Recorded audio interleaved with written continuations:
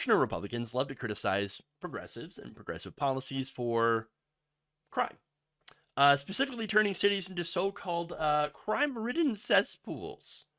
So you got progressive prosecutors, you got the far left Alvin Bragg in New York. Look at all the crime in New York. Well, in reality, right-wing policies in conservative-led cities are way worse. Speaking to Newsweek's, experts pointed out that conservative policies like easy access to guns, income inequality, and lower taxes actually lead to more crime.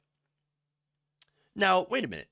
So here's the thing. Okay, cities like Chicago and Philadelphia do have high crime rates, right? Higher than many other cities.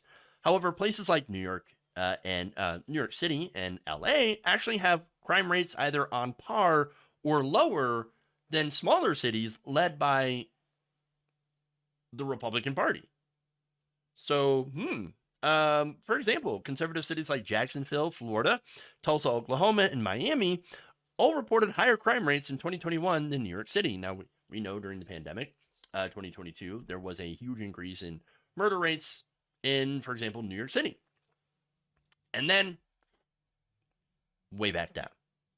So now, experts told Newsweek that there are several reasons Republican-leading cities are experiencing higher crime rates. Now, that said, there are factors that both Democratic cities and Republican cities have in common. Obviously, there's issues with poverty. There's issues with policing.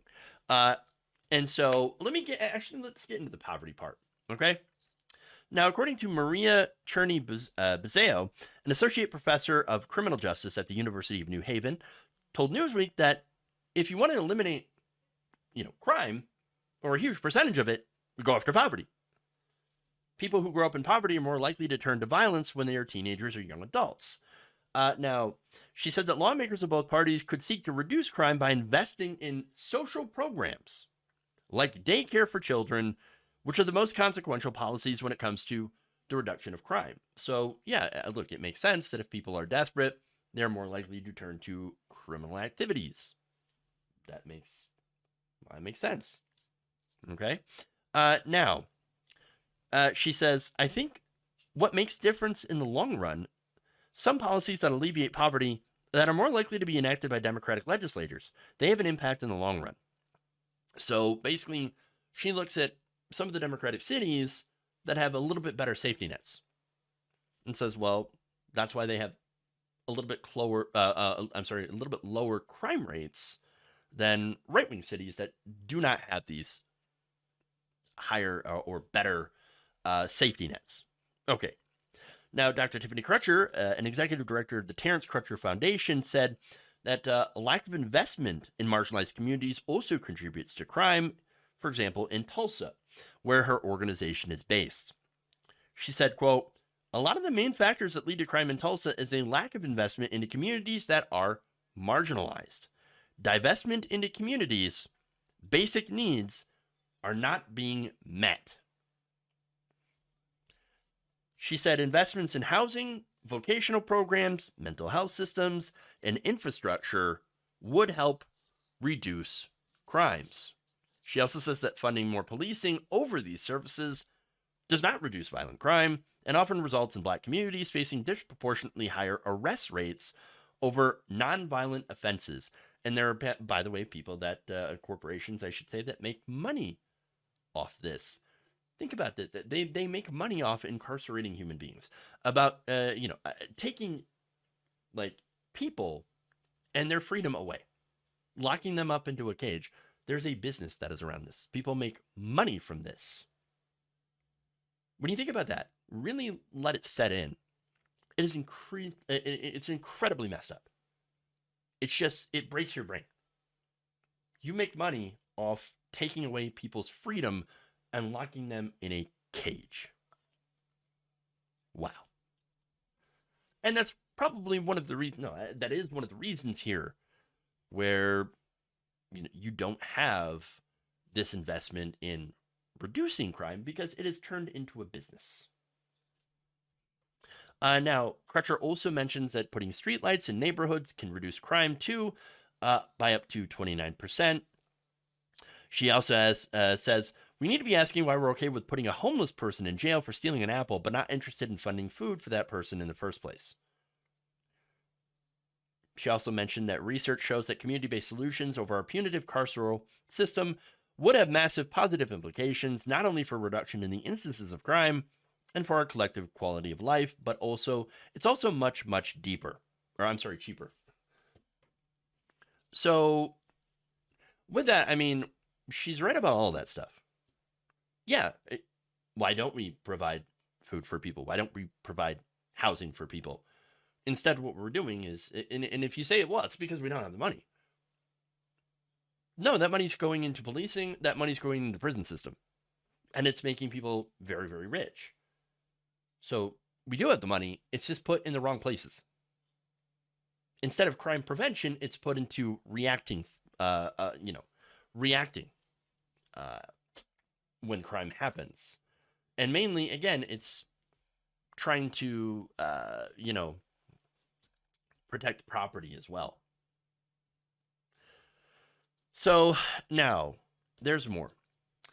But let me just mention that democratic cities are not perfect. There's still crime. Yeah, of course. There's still a lot of inequality in democratic cities. There's still a lot of homeless people, members of the unhoused community.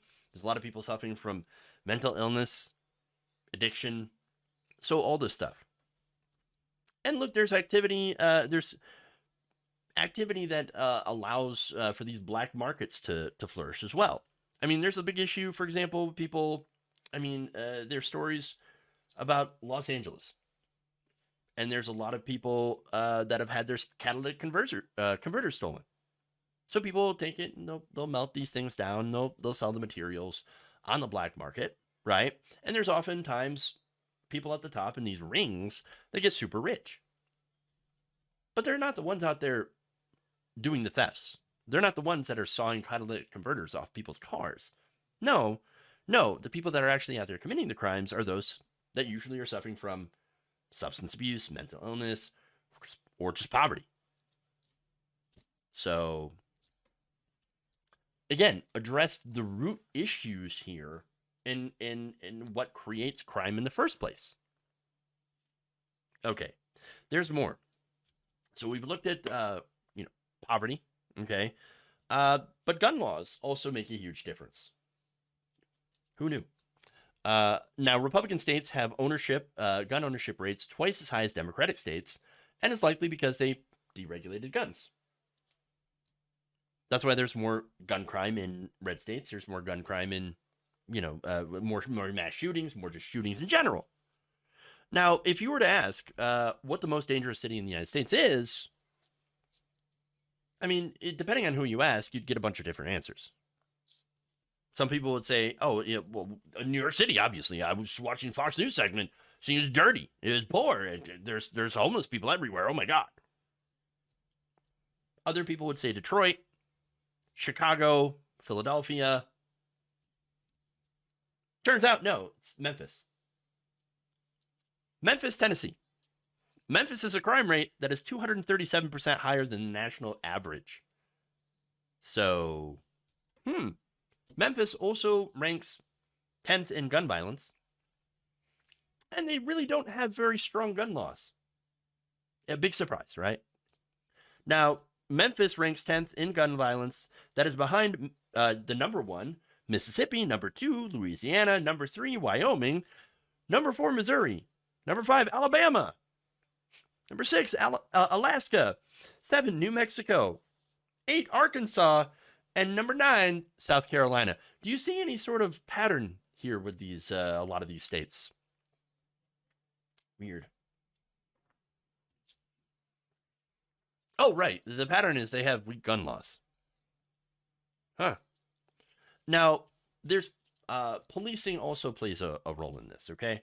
So now some argue that low tax Republican-led cities are not funding police correctly. I don't know if I really buy that argument, honestly. I would argue, though, that the fact that they have such low taxes in these cities, in these areas, because again, what do Republicans like to do when they get into power? They cut taxes, mainly for the rich. When you don't have taxes, well, you can't really fund anything. And what little tax revenue you get, if you're a Republican city, you're generally going to fund it into what? The police. So basically, all the money going to their police budgets and nothing for anything else. No safety net, no, programs, things that allow for, like public works, after school programs, things that actually help reduce crime. So, look, if you have no social safety net, you have no help for the poor, you're going to increase crime as a result of poverty. Now, look, the type of policing, though, that they did mention was important. According to Hannah Love, a senior research associate at the Brookings Institution, she said cities embracing tough on crime policing measures are counterproductive, and that we're not exactly surprised here. Okay. Look, in places, she says, that take a more punitive approach to addressing violent crime, sometimes those approaches can exacerbate the causes. When you rely on harsh sentences or prison, specifically, then you are contributing to neighborhood dislocation. You're moving a huge portion of the population from the community and reducing trust for policing systems. Well, where are they moving them to? Well, obviously into prisons. And of course, these prisons make money for private prison corporations, CEOs that have a business incentive to lock up more and more people. And they have lobbying arms that go and lobby politicians to pass tougher and tougher so-called tough on crime laws. And then, of course, you have a populace that is afraid of crime, understandably so. Nobody likes being a victim of a crime, of course. And you also have sensationalist headlines and constant news reports about violent crime, making people feel as if they're, as soon as they get outside of their door, they're going to be victimized. And I think that's overblown, not to diminish the fact that, yes, crime does happen. But when you look at the stats, for example, for New York City, it's actually fairly safe for a city that size. And safer than a lot of these smaller cities in conservative areas. So, now, there's more. So, one of the experts, going back to Cherny Bezeo, she suggested finding a better way to reintegrate people who have served time in prison into society to reduce recidivism and overall reduce crime. So I think that's something that's really overlooked in our overly punitive society. A lot of people think that if you've committed a crime in the past, which again some people have, that once you've done that once, you will always be a criminal, and then, well, the system's set up to perpetuate that cycle. What do I mean? Well, once you commit a crime and you get convicted, go to jail for it, the odds of you getting a job, pretty low. Can't get public assistance, depending on the crime. Can't get public housing. Well, what are you supposed to do when you're locked away from a lot of these basic necessities of survival? You don't have any opportunity anymore. So what are you going to do? You're going to go back to crime. Now it's literally the only way to make ends meet. Where it might have been just a terrible decision, or, whatever terrible circumstances, just a mistake, because God forbid people make mistakes. Well, now suddenly you're completely cut off from living a normal life as a result of your conviction. And then, you don't have anything else that you can do to make ends meet but to get back into crime. It's a vicious, vicious cycle. And we do have to do something about it. So obviously, yes, the issue of crime here is very important. And in order to fix it, there's got to be a better approach than what we're doing now. Oh, now, I've already explained some of the reasons that it's not actually happening, while we're actually not doing the right things that we're supposed to do. A lot of it has to do with money, but also about public perception. And there is constant drumbeat by the right wing, by the Republican Party, because it happens to help them win elections. We saw that. Or, you even have conservative Democrats like Eric Adams in New York City that win elections based on having a tough on crime message. So that messaging resonates and unfortunately leads to the wrong types of policies to actually abate crime, to actually tackle the root causes, which again, poverty is the biggest one. And of course, as you mentioned, for-profit prisons, lobbying, corruption, greed in government, all of that stuff. But look, what we have to do is that we have to invest in communities. We have to change policing. We have to focus on rehabilitation, not punishment. So if you want to say, like abolish prisons as they are, yes, as they are. Get rid of policing as it is.